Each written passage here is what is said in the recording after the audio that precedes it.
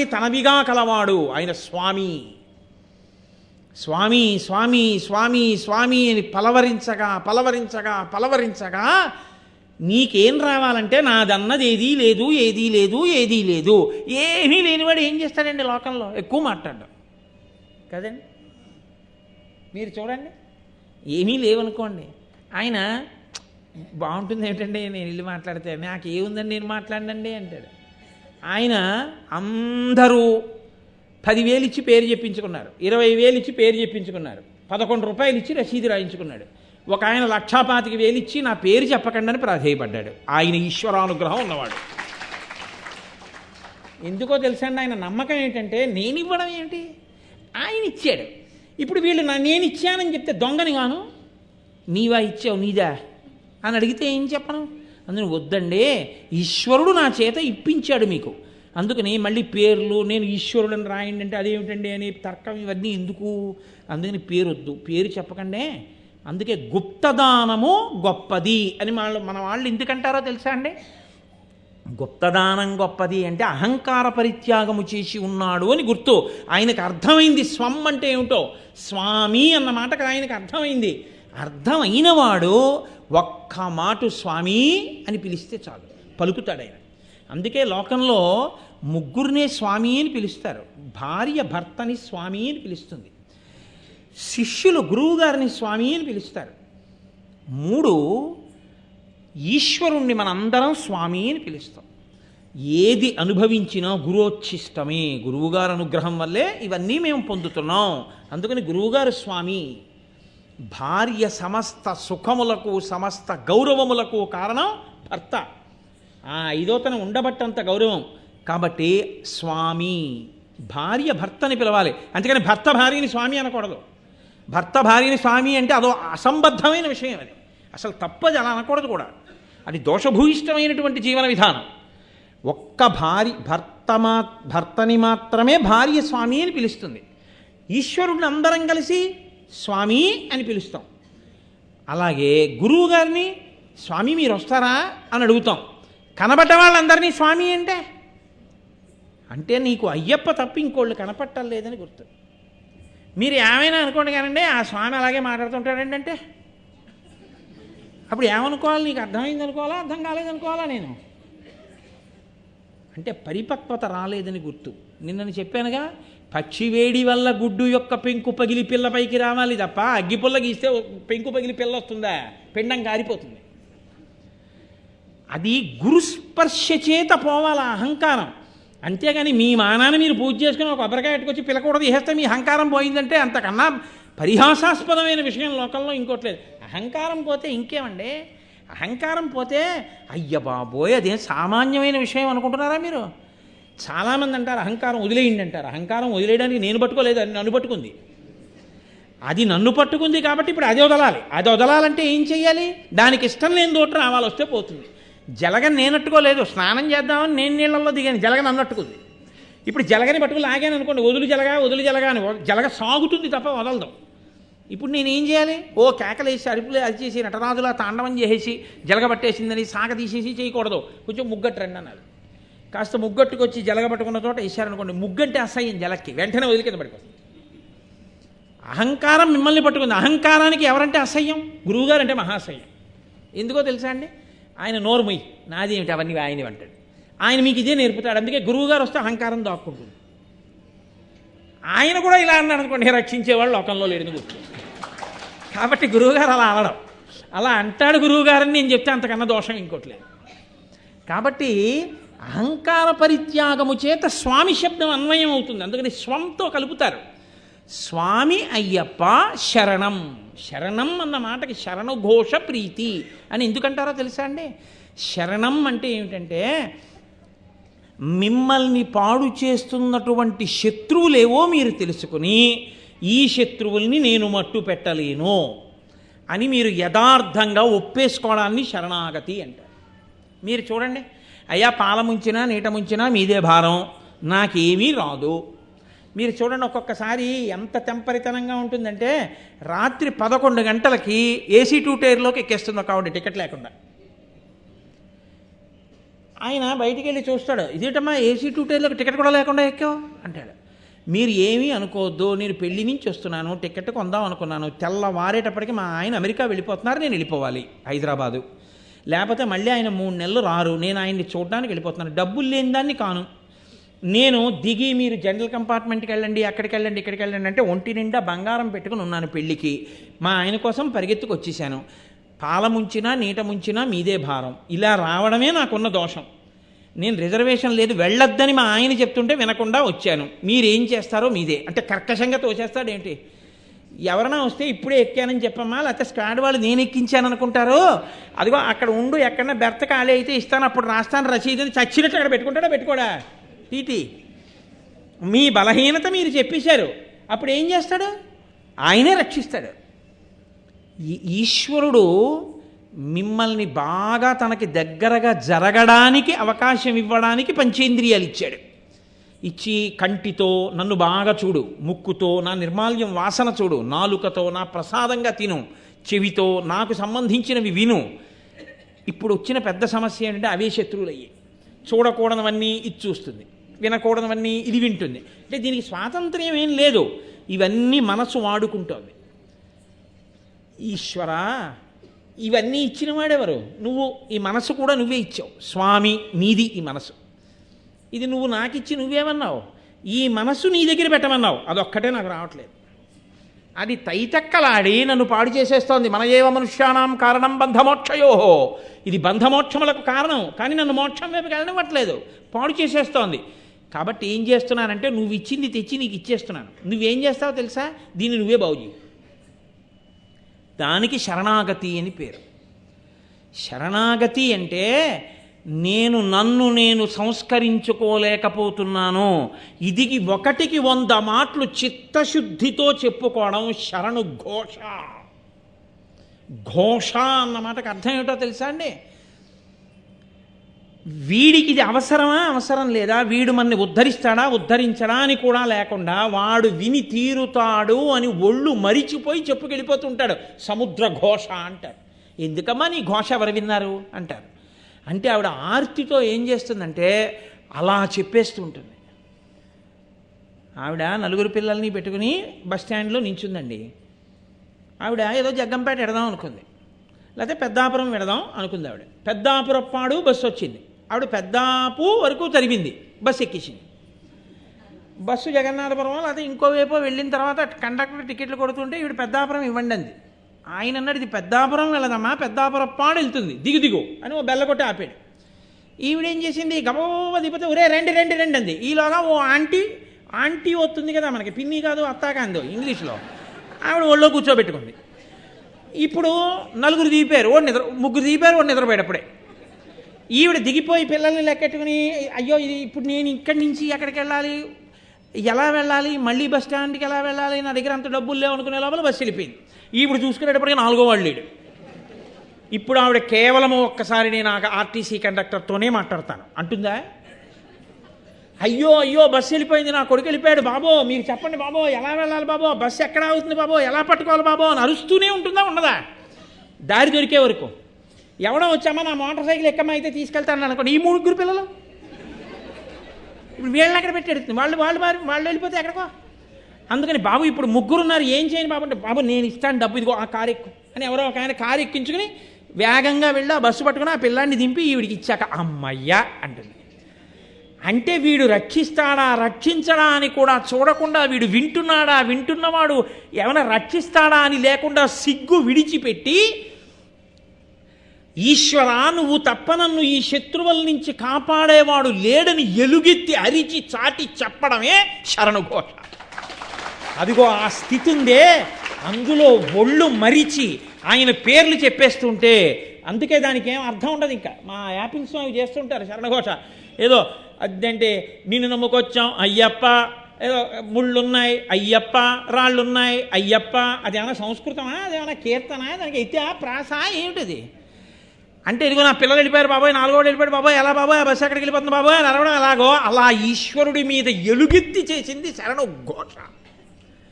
అలా పొంగిపోయి 40 రోజులు నువ్వు చేయగలవా, అలా పరవశించిపోగలవా? 3 రోజులు చేసిన తర్వాత ఇంకా అరవడానికి నీకు కంఠం లేక కంఠం పోయిన కంఠంతో కీచు కీచుమంటూ అరవగలవా? అదేంట్రా 3 రోజులకే నీ కంఠం పోయిందంటే నవ్వేసి పోన్లేరా, నేను ఇంకెక్కువ మాట్లాడక్కర్లేదు, 40 రోజులు ఎందు ఈశ్వరుడు ఎందు మనసు పడతాను అనగలవా? ఆ శరణు ఘోష దండపాణి స్వామికి ప్రియం. వాళ్ళందరూ శరణఘోష చెప్తే ఆయనకి ఎందుకు ప్రియం అంటే ఆయన గురువుగారు కాబట్టి ప్రియం. వీళ్ళు మార్గంలో పడ్డారా, వీళ్ళ శత్రువుని వీళ్ళు గుర్తించగలిగారు. మీరు ఒక్కటే గుర్తుపెట్టుకోండి, దొంగ పరిగెడుతూ కత్తి చూపిస్తున్నాడు, మీరు దూరంగా పరిగెడతారు, దగ్గరికి వెళ్ళి పట్టుకోలేరు, ఎందుకని వాడి చేతిలో కత్తి ఉంది, మిమ్మల్ని పొడుస్తాడు. పరిగెడుతున్న దొంగ చేతిలో కత్తి జారి కింద పడింది, మీకు దొరికింది. ఇప్పుడు దొంగ వాడు పరిగెడతాడు, ఎందుకంటే కత్తెట్టుకు మీరు పొడుస్తారని. కత్తి మీ చేతిలో ఉంటే దొంగ పరిగెడతాడు, దొంగ చేతిలో ఉంటే మీరు దగ్గరికి వెళ్ళకుండా మీరు దూరంగా పరిగెడతారు. మీ శత్రువుని ఈశ్వరుడికి అప్పచెప్పేస్తే మీరు ధైర్యంగా నించుంటారు, ఇంక ఈశ్వరుడు చూసుకుంటాడని. ఈ సంతోషంతో చెప్పేది శరణుఘోష. ఆ సంతోషంతో ఎలుగెత్తి నిజంగా అయ్యప్పలు శరణఘోష చెప్తే అయ్యప్పలని నేను దీక్షితులు ఆ శరణుఘోష చెప్తే ఆ శరణుఘోష చెప్పిన సమయంలో వాళ్ళు దీక్షితులు. ఆ ఈశ్వరానుగ్రహం ప్రసరించిన నాడు వాళ్ళు అయ్యప్పలు. అప్పుడు పూర్ణం. అప్పటి వరకు ఇలా ఉంది, వేలు ఉంది కాబట్టి దీని నుంచి దూరం అయిపోయింది. ఈ 4 దగ్గర, దీనికే అన్ని దూరం. కానీ నిజానికి చూడండి, ఈ 4 కలిపి ఏమైనా చేస్తాయా? ఓ చిటికెడు పంచదారి అన్నారనుకోండి, దీంతో ఇది కలవాలి చిటికెడు అంటే. మీ పేరు రాయండి, దీంతో వచ్చి ఈ 2 చేరాలి. తాడట్టుకోండి, దీంతో ఈ 4 కలిసి పట్టుకోవాలి. ఏది? ఈ కర్రట్టుకో, ఈ 4తో పట్టుకోండి, దీనికి సంబంధం లేకుండా. ఈ 4 ఉన్నా ఇది లేకపోతే ఎందుకు పనికిరావు. కానీ ఎందుకు పనికిరాని ఈ 4 దీని దించి దూరంగా ఉంటాయి. ఉండి ఇది ఇలా అంటుంటుంది. ఇది ఇలా అన్నప్పుడల్లా ఈ 3టికి ఇది జీవుడై సాక్షి. స్వప్నము, జాగ్రత్త, సుషుప్తి, భూతము, భవిష్యత్తు, వర్తమానము, ఇలా 3గా తిరిగే వాటన్నిటికీ జీవుడుగా నిలబడి ఉంటాడు. ఆయన అనుగ్రహం కలిగిందనుకోండి, నీకు నాకు తేడా లేదురా, జీవుడన్న నువ్వే నేను, తత్వం అసి, అది నేనయ్యున్నది, అలా కలిసిపోతాయి. ఇప్పుడు ఈ పూర్ణం జీవబ్రహ్మైక్య సిద్ధితో కూడినటువంటి ఈ తత్వమసి మహావాక్యం చిన్ముద్ర అయితే, దీన్ని చిన్ముద్ర అంటారు. ముద్రలు పట్టించి మరీ ఇస్తారు. అసలు ముద్ర పట్టించి ఇవ్వాలి, ఒక్కొక్క ముద్రకి వ్యాఖ్యానం చెప్పి ఇస్తారు మా దీక్ష. అప్పుడు సత్వరజస్తమో గుణములకు సాక్షి ఆయన, అలాగే భూత భవిష్యత్ వర్తమాన కాలములకు సాక్షి, అలాగే ఆయన జాగ్రత్త స్వప్న సుషుప్తులకు సాక్షి. ఇలా ఈ 3టికి సాక్షిగా ఉండి పూర్ణమై తుది మొదలు లేని ఆత్మగా మిగిలిపోగలిగినటువంటి శక్తి మీ అంత మీకొచ్చేది కాదు, మిమ్మల్ని అనుగ్రహించి ఆయన ఇచ్చి మిమ్మల్ని ఆయనగా మార్చి ఆయనలో కలుపుకునేటటువంటి స్థితి. ఇక్కడ నుంచి అక్కడ వరకు ఇవ్వగలిగిన వాడు ఆర్యన్ కాకపోతే ఎవరార్యన్? కాబట్టి మాకు గౌరవనీయుడు, మాకు పూజనీయుడు, మా పెద్ద ఆయన. మీకు లోకంలో ఎక్కడైనా శివుడు అంటే శివుడు, విష్ణు అంటే విష్ణువు, శక్తి అంటే శక్తి, లక్ష్మి అంటే లక్ష్మి. లక్ష్మి ఎవరో తెలియనటువంటి రూపం ఒక్క అయ్యప్పి.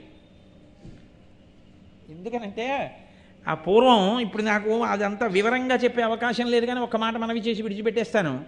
ఒకానొకప్పుడు అయ్యప్ప స్వామి ఇలా కూర్చుని తనంత తాను స్వయంభూగా వెలిశారు విజయనగర సామ్రాజ్యంలో. ఎంత చెక్కినా ఇలాగే వచ్చింది విగ్రహం.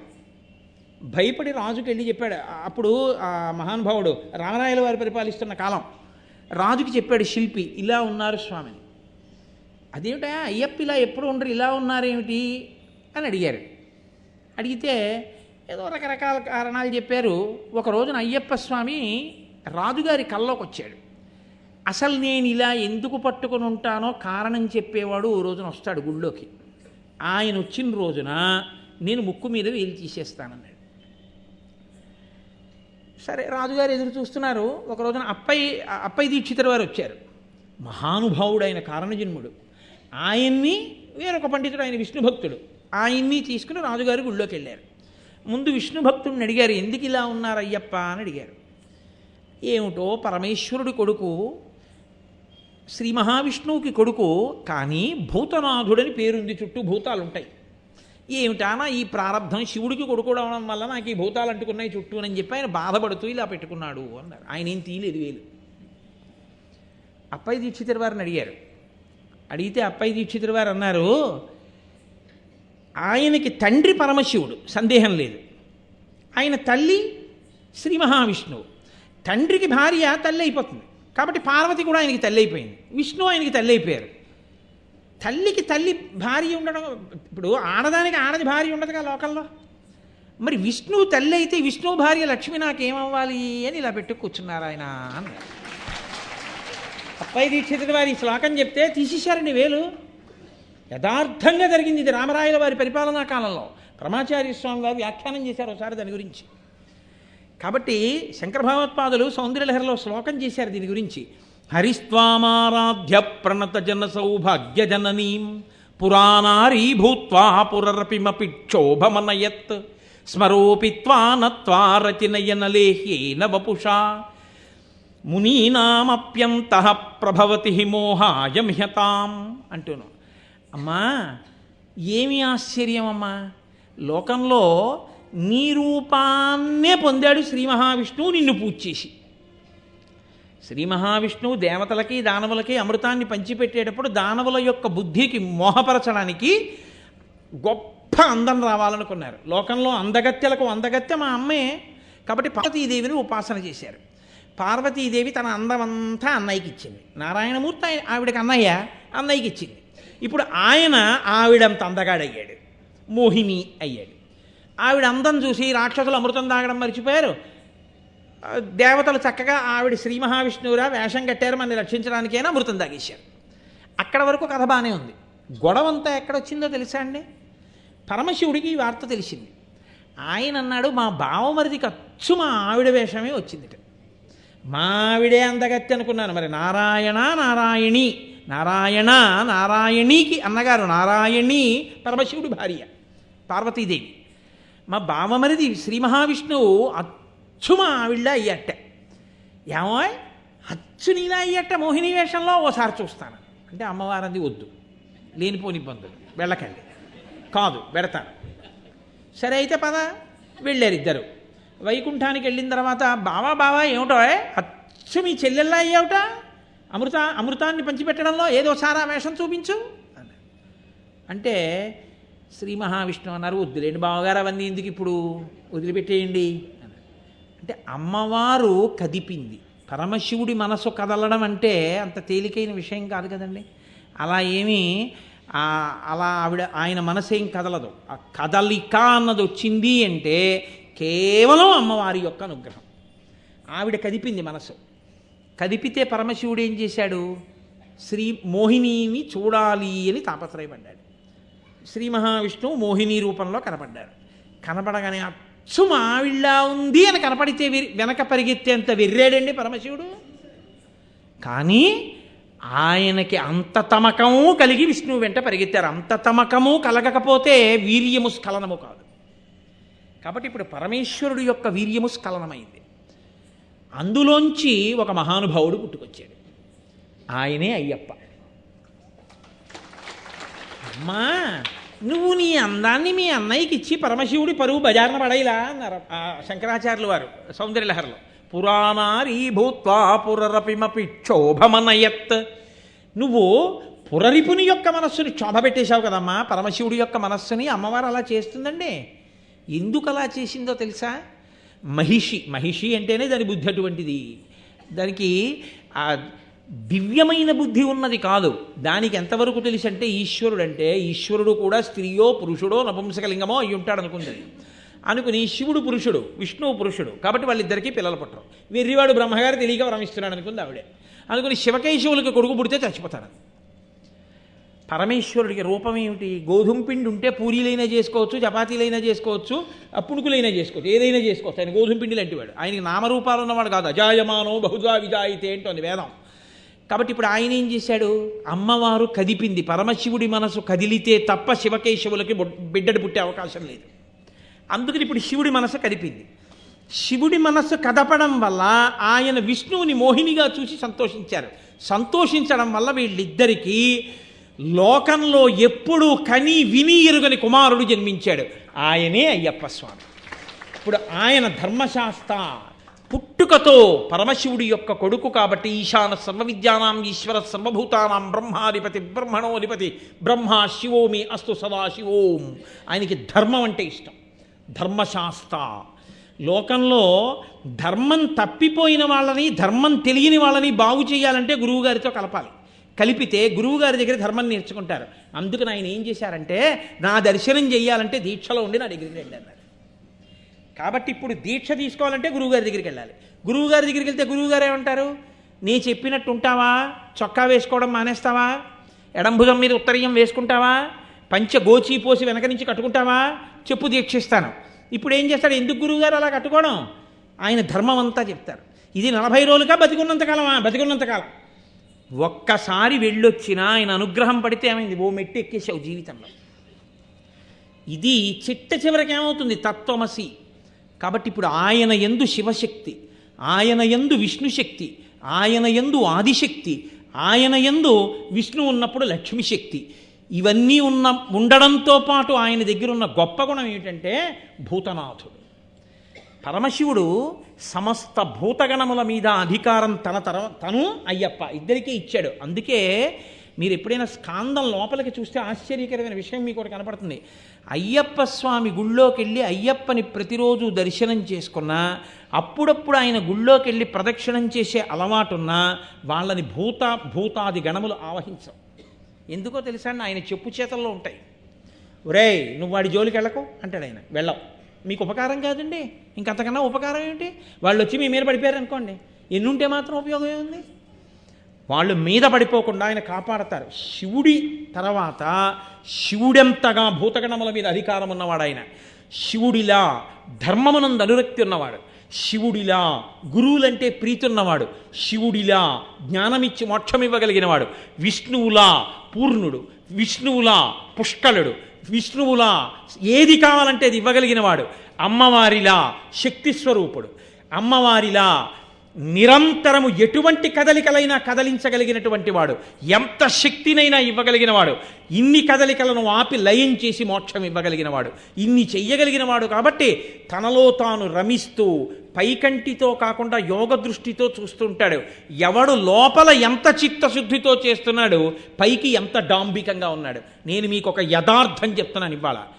ఒక్కొక్కసారి ఏ దీక్ష లేకుండా అయ్యప్ప స్వామి గుడికి వెళ్ళినటువంటి కొంతమందికి అసలు జీవితంలో అయ్యప్ప దీక్ష తీసుకొని వాళ్ళు కొంతమంది ఆ గుడికి వెడితే 50 సార్లు దీక్ష తీసుకున్న వాళ్ళకన్నా కూడా అద్భుతమైన రీతిలో అయ్యప్పని సేవించుకునే అదృష్టాన్ని ఆయన ఇచ్చిన సందర్భాలు ఎన్నో ఉన్నాయి. దేనివల్ల ఇస్తాడో తెలుసా అండి, వీడి నా దీక్ష పట్టాడని ఇవ్వడం కాదు, వీడికి ధర్మమునందు అనురక్తి ఉంది, వీడికి వేదమునందు అనురక్తి ఉంది, వీడికి నా రూపమునందు అనురక్తి ఉంది, ఈశ్వరుడి యందు అనురక్తి ఉంది. అది ఆయనకి చాలు. నీవు విష్ణు భక్తుడవైనా అయ్యప్ప భక్తుడవే, శివభక్తుడవైనా అయ్యప్ప భక్తుడవే, శాక్తేయుడవైనా అయ్యప్ప భక్తుడవే. నువ్వు ఏ రూపాన్ని భక్తితో కొలిచి వేదాన్ని నమ్మి జీవించినా నువ్వు అయ్యప్పని చేరుకోగలవు. అది ఆయన గొప్పతనం. శివకేశవుల యొక్క అభేదమైనటువంటి రూపం, అంతటి గొప్ప స్వరూపం, సమస్త దేవతా సమాహారము. అటువంటి మహాపురుషుణ్ణి సేవించడానికి జీవితంలో గురువుగారితో అనుబంధం ఏర్పడి ఆయన మెడలో మాల వేసి శ్రీరామరక్ష కట్టి చిట్ట చివర మళ్ళీ ఇరుముడి కట్టే పర్యంతం 41 రోజులు నువ్వు నాతో కలిసి ఉండవచ్చు. గురువుగారిచ్చిన మహదవకాశం. దీన్ని వాడుకుని గురువుగారితో కలిసి ఉండి జీవితాన్ని అభ్యున్నతి పదంలో నడిపించుకున్నవాడెవరో వాడు ధన్యుడు, వాడు దీక్షితుడు, వాడు సమస్తమును పొందినవాడు. అది ఒక్కసారికే లభించవచ్చు. అది మీరు గురువుని సేవించడం మీద ఉంటుంది, మీరు ఆ తాపత్రయంతో శరణుఘోష చెప్పడం మీద ఉంటుంది తప్ప అసలు ఏ ప్రయత్నము చేయకుండా కేవలం ఏదో ఒంటి మీద ఉన్న బట్ట రంగు మార్చడమే దీక్ష అనుకున్న వాడికి ఎన్ని మాటలు చేసినా ఊయల ఎక్కి ప్రయాణం చేసి కాశీ వెడదాం అనుకున్నవాడు కూడా అయి ఉండవచ్చు. కాబట్టి గురువుతో ఉండడానికి మీరు ఎక్కువ ప్రాధాన్యత ఇవ్వండి. గురువుగారి దగ్గర తెలుసుకోవడానికి ఎక్కువ ప్రాధాన్యత ఇవ్వండి. ఇవాళ మీకు ఒకటి తెలిస్తే రేపటికి మీ గురువుగారి వల్ల ఇంకొకటి తెలిసి తీరాలి మీకు. అదే దీక్ష యొక్క గొప్పతనం. కాబట్టి చక్కగా మీ అందరూ ఎన్నో పర్యాయములు దీక్ష వహించిన వారు, ఈశ్వరుణ్ణి సేవించిన వారు. కాబట్టి సంతోషంగా మీ అందరూ దీక్షాకాలాన్ని పూర్తి చేసుకుని అయ్యప్ప స్వామి వారి యొక్క దివ్య దర్శనాన్ని పొంది పరమ సంతోషంతో మళ్ళీ క్షేమంగా తిరిగొచ్చి మీ భార్యాబిడ్డలతో సుఖమయమైన జీవితాన్ని గడిపి పరమేశ్వరుడి అనుగ్రహంతో చక్కటి వైరాగ్యమును పొంది ఆయన అనుగ్రహంతోనే జ్ఞానసిద్ధిని పొంది మోక్షమునకు హేతువగుగాక. అలా మిమ్మల్ని నన్ను అందరినీ పరాత్పరుడైనటువంటి ఆర్యన్ సమస్త కాలమునందు అనుగ్రహించాలని ఆయన పాదములు పట్టి సాంజలిబంధకంగా నమస్కరిస్తూ నా ఈ ఉపన్యాసాన్ని పూర్తి చేస్తున్నాను. ఒక్క మాట మనవి చేసి పూర్తి చేస్తా. ఈ 2 రోజులు నేను చేసిన ప్రసంగాలు నా జీవితంలో కొన్ని వేల ప్రసంగాలు చేశాను ఇప్పటిదాకా. ఈ 2 ప్రసంగాలు నాకు ఇచ్చినంత తృప్తి నాకు ఏ ప్రసంగం ఇవ్వలేదు. ఎందుకో తెలుసా అండి? ఒక్కటే కారణం, ఎంతమంది విన్నారు, ఎంతమంది దీనికి సంతోషించారన్న దాంతో నాకు ఏ సంబంధము లేదు. నేను లోపల ఎవరి పాదములు పట్టుకుని చెప్పానో తెలుసా అండి? ఎవరు సంతోషించి ఆయన 2 చేతులు నా తల మీద పెట్టి, నాయనా నీకు అయ్యప్ప కృప కలుగుగాక, నువ్వు నమ్ముకున్న వేదము నిన్ను రక్షించుగాక, నువ్వు నమ్ముకున్న భక్తి నిన్ను కాపాడుగాక, నీ జీవితంలో ఎప్పుడూ భక్తి పతనమైపోకుండా నువ్వు మెట్లు ఇంకా పైకెక్కుగాక అని తాను శరీరంతో ఉన్నంత కాలం ఈ జిల్లాలలో అయ్యప్ప స్వామి వారి భక్తి ప్రచారాన్ని కేవలం ఏదో చేయడం అంటే చేయడం కాకుండా సశాస్త్రీయ బోధ చేసి ఆచారములకు అంత పెద్దపీట వేసి ఇంతమందిని నడిపించినటువంటి మహాపురుషుడైన దండపాణి గురుస్వామి వారి యొక్క పరిపూర్ణమైన అనుగ్రహం కోసం, వారి సంతోషం కోసం వారు ఇంకా ఉభయ గోదావరి జిల్లాల్లో నా పేరు స్మరించి నేను చేసిన సేవలు చెప్పుకొని పొంగిపోతున్నారని ఆ గురువుగారైన మహానుభావుడు సంతోషించాలని నేను ఈ ప్రసంగం చేశాను. కాబట్టి ఈ ప్రసంగాల చివర ఒక అరటిపండు కూడా పుచ్చుకోవడానికి నేను సిద్ధంగా లేను. ఏ సత్కారమును, ఏ సన్మానమును నేను పుచ్చుకోను. నాకు కావలసిన సత్కారం ఒక్కటే, మహాపురుషుడైన దండపాణి గురుస్వామి గారి అనుగ్రహం. అది వినా నువ్వు ఇంకేమైనా పుచ్చుకొని నాకు సలహా చెప్పగలిగిన వాళ్ళు ఇంకొకళ్ళు ఉండరు, వాళ్ళ కొడుకుతో సహా. మా నాన్నగారు గురుస్వామి, వారి అనుగ్రహం కాకుండా మా అరటిపండు గొప్పదని చెప్పగలరా మీరు? మీరు ఎలా ఇవ్వగలరు నాకు? కాబట్టి అది వినా నాకు అక్కర్లేదు. కాబట్టి నేను ఏమీ పుచ్చుకోకుండా వీధికి దిగి ఇంటికి వెళ్ళిపోతే నేను ఎంతో సంతోషాన్ని పొందుతాను. ఆ సంతోషం నాకు ఉండనివ్వండి. నేను వారిని ఎప్పుడూ నా మాంసనేత్రాలతో చూడలేదు, కానీ వారి దివ్యమైనటువంటి తేజస్సుని చూశాను, పొంగిపోయాను. నిజంగా ఆయన గురించి చదివి, ఆయనకి వేదం మీద ఉన్న నిష్ఠ, బట్ట గురించి కూడా ఆయన ఎంత తాపత్రయపడ్డారో చూసి ఇవాళ నేను ఆ పటలపన్నంలోంచి కొన్ని మంత్రముల వ్యాఖ్యానం చెప్పాలి అని చెప్పాను. కాబట్టి నాకు తెలుసని నేను దీక్షలు పట్టానని చెప్పలేదు, ఆయన తృప్తి పొందాలని చెప్పాను. పూర్తిగా నమ్మి చెప్పాను. నేను చెప్పింది సత్యమని తెలిసి చెప్పాను. కాబట్టి నాకు నేను చెప్పిన దాని మీద ఏమీ బెంగలేదు. నాకు పరిపూర్ణ హృదయంతో చెప్పాను. నాకు ఆయన అనుగ్రహం వినా అంతకన్నా గొప్పదోటి ఉంది అని నేను అనుకోవట్లేదు. కాబట్టి ఆయన అనుగ్రహం నాకు చాలు. దయచేసి నాకు ఏ ఇతర సత్కారమును సంకల్పము చేయవద్దు. మంగళాశాసనపరై మదాచార్య పురోగమై సర్వైశ్చ పూర్వైరాచార్యై సత్కృతాయాస్తు మంగళం. మంగళం కోసలేంద్రాయ మహనీయ గుణాత్మనే చక్రవర్తి తనూజాయ సర్వభౌమాయ మంగళం. ఉమాకాంతాయ కాంతాయ కామితార్థప్రదాయినే శ్రీగిరీశాయ దేవాయ మలినాథాయ మంగళం. కరచరణకృతం వా కర్మవాక్కాయజం వా శ్రవణనైనజం వా మానసం వాపరాధం విహితమవిహితం వా సర్వమేత్తక్షమస్వ. శివ శివ కరుణాబ్ధే శ్రీ మహాదేవ శంభో. సర్వం శ్రీ ఉమామహేశ్వర పరబ్రహ్మార్పణమస్తు. స్వస్తి.